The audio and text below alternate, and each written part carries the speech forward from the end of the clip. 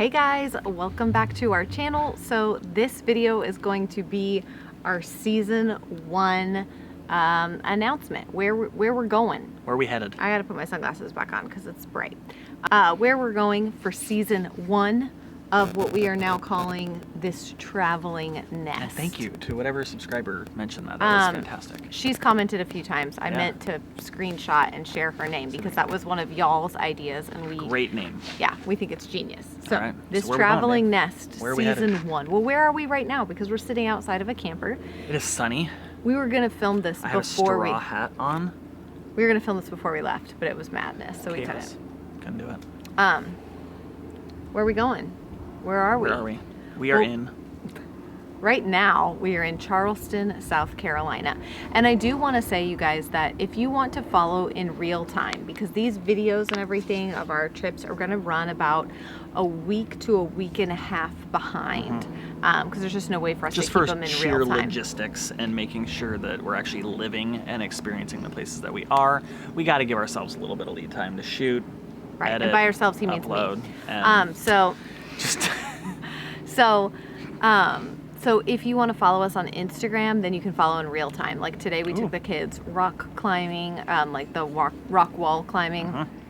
So fun. We had such a good time. That was actually a lot of fun, yeah. And all of that's like real time on Instagram. So I'm This Gathered Nest, and he's CR Braniff. I'll leave them linked both down below in the description box if you guys want to follow us on Instagram for real time. And I have a little pin in my bio that says where we are currently. So if you're on my Instagram, you can see where we are currently. But we are making our way sort of down the East Coast and into Florida. Florida is sort of our main attraction for this first season. We really wanted to go all the way down to the Keys and then back up, but we didn't feel we had time. We have another trip planned for March. In March, yeah. Yeah, so we have to be back for that. So we wanted to give ourselves plenty of time. So that's probably going to be like season 2 or 3. What are we doing in Florida? Oh, we got lots going on. Like what? We're doing the Orlando area. We're doing what else? Well, we're not really doing Orlando. Harry Potter World. Yeah, but we're only going there for 1 day. We're staying in Kissimmee. Melbourne. Melbourne. Tell Where are we them book going the from trips here? here. We're going from Charleston to St. Mary's. St. Mary's. Yeah. It should be said that we didn't realize that we probably needed to plan ahead farther. So some of our first choice campgrounds and stuff were already really full. So like we were going to go to Fernandina or Amelia Island is where we wanted to stay on our next stop, but nothing was available. So that's why we're in St. Mary's. Which is fine. Everything else we want to do is still in driving distance. So we're going to be making kind of a little loop. We're going to go through there. Think we're of gonna like go the down letter to, J, a lowercase j. Yeah. And just We're going to be hitting up NASA. I don't want to give it all away because there's going to be lots of good stuff. We've got some fun trips planned. I think there's 4 parks in Florida that we're staying at, correct? Either county parks. 3. Anyways, we're giving away, but that's season 1. Season 1 is going to be down into Florida and back up, just like halfway through. I think the farthest south we're going is Kissimmee. So we're going to go check out some manatees. We're going to go see some hot springs. We're going The history of local towns and Yeah. the stories. That's what I'm excited about, is to just learn as we go. Like I think tomorrow we're going to spend a day in Charleston, maybe go to Fort Sumter, find some history museums around town, just hang out and learn. That's why we're here. We want the kids to experience as much as possible about wherever it is we're staying. So. Yep. All right. So let's jump into y'all's questions from the Q&A. We'll talk a little bit about that stuff. Which post did I have? Oh, here it is. Okay. So the number one question is, what about our house? What about our pets? When we were gone for so long, what about our house? What about our pets? So long story short, we have someone house sitting for us. So there's someone taking care of our home for us while we're away. That person is not comfortable with dogs. So the dogs aren't staying there. But on this first trip, like, I'm just going to be super candid with y'all because I know some people were really like, but what about the dogs? We love our dogs, but this first trip, we just really wanted to figure out this whole thing and taking 7 kids along. Oh, sorry. So So we really didn't want to have the added stress of the dogs running, because you guys know our dogs like to run and things like that. So well, not only that, but like park availability, accommodating we've pets. already There was run a lot into of an variables in trying to determine parks that can handle our family size, right, our trailer size, and whether or not it's pets. So there's just a lot of things that go into finding a viable So spot. Stella is staying with my sister. Because she's more of the wild card. She's the runner. Yeah. We love her. She's a good dog, but she's definitely a runner. Chloe is with us. Unfortunately, it wasn't an option for Chloe to stay at my sister's house, and so she's with us. And so far, it's been fine. It's been great. And maybe the next trip we'll be able She's to bring. loving it. The next trip maybe we'll be able to bring both of them. But that's what's happening. So we've got someone at our house taking care of our house, taking care of our cats, all that good stuff. Mail, all that kind of stuff.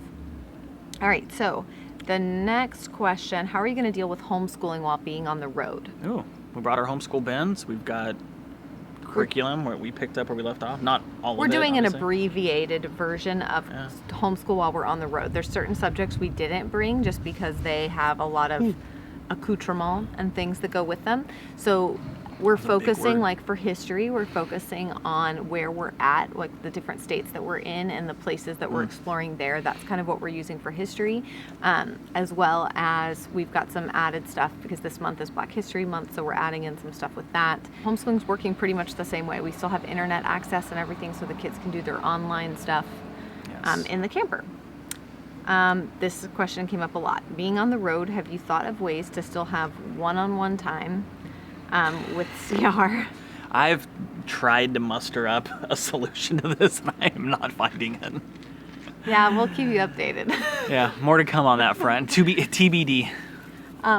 Normally, like, we don't have a problem. We can get creative at home with 7 kids, but we can't. Any windows open back here right now? All right, sorry. It's a little tougher on the road. So if you're on the road, we have a door to our room and the kids have a curtain. So if you're on the road or been on the road and you have any tips, leave them below. Actually, I'll just give you my cell phone number and you can text them right to this guy.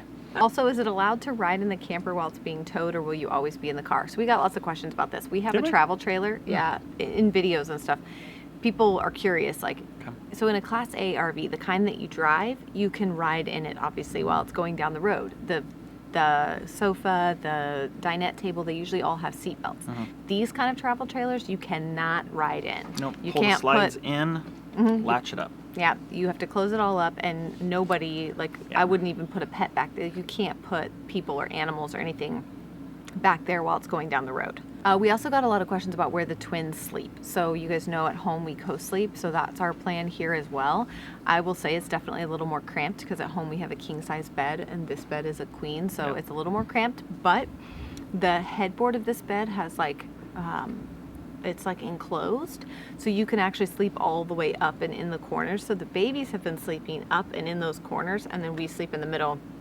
And it's actually been fine. Sound machine, it's really dark. They're sleeping really well. I keep hitting the Yeah, I table. know. This camera's There's on. also, the dinette turns into a bed, and the sofa is a jackknife sofa that turns into a bed. So like the first time we slept in this and the baby got sick, we just brought her out and slept on the jackknife sofa with her. So we have options. And when the twins get bigger, because I got asked this too, when the twins get bigger, the jackknife sofa, we'll pull that out and that'll become their bed. We'll probably reconfigure. Well, at that we, point, I think bunkhouses, like maybe the boys will come out. Who knows? We got options.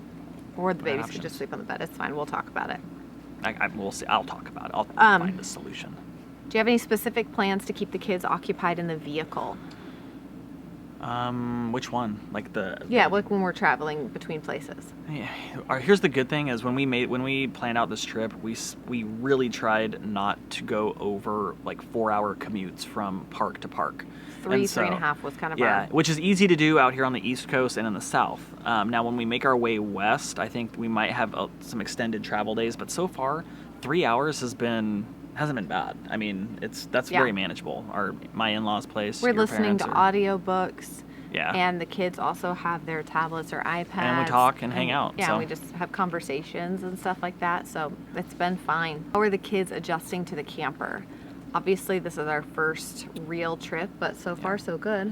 I would say they're having to learn to be quiet. The biggest adjustment is the noise. So we pulled in here to this park yesterday, and we got in about dinner time.